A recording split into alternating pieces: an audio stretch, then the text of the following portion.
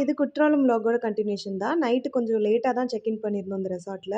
காலையில வந்து பாலருவி போகலான்னு சொல்லிட்டு தான் நாங்க இந்த ரெசார்ட்டே புக் பண்ணியிருந்தோம். பாலருவி இங்கேருந்து ஒரு 7 கிலோமீட்டர்ஸ்குள்ள தான் இருக்கும்னு நெனைக்கிறேன். இந்த ஃபால்ஸ் வந்து கேரளால தான் இருக்கு. நாங்க கேரளா பார்டர் கிட்ட ஸ்டே பண்ணியிருந்தனால கொஞ்சம் சீக்கிரம் வந்துட்டோம். ஒரு 8:30க்குலாம் கெளம்பிட்டோம்.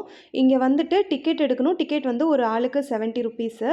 நம்ம காரெல்லாம் கீழ பார்க் பண்ணிட்டு, இந்த மாதிரி வேன்ல கூட்டிட்டு போவாங்க. வேன்ல போறது ரொம்ப சூப்பரா இருந்துச்சு. செம்ம த்ரில்லிங்கா இருந்துச்சு. பயங்கர ஸ்பீடா போனாங்க. ஒரு 10 டூ 15 மினிட்ஸ்க்குள்ள நம்ம ரீச் பண்ணிடலாம். குற்றாலம் வரீங்கன்னா, பாலருவிய மிஸ் பண்ணிறாதீங்க. அது ரொம்ப ரொம்ப சூப்பரான பிளேஸ் இது.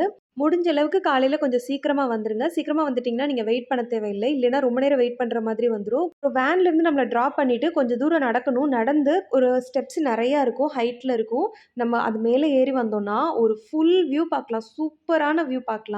இந்த பாலருவி வாட்டர் ஃபால்ஸ் வந்து 300 ஃபீட் ஹைட்டு. இது வந்து கொல்லம் டிஸ்ட்ரிக்ட்ல இருக்கு. 32nd highest water fall in India அப்படின்னு சொல்லி நான் கூகுள்ல பார்த்தேன். நிஜமா சொல்றேன். இந்த அருவி வந்து பால் மாரி தான் கொட்டுச்சு. அவ்ளோ ஒயிட்டா இருந்துச்சு தண்ணி. கீழ வந்து ஒவ்வொரு போர்ஷனா பிரிச்சு வச்சிருக்காங்க. ஜென்ட்ஸ் தனியா, லேடீஸ் தனியா, ஃபேமிலி தனியா குளிக்கிறாங்க.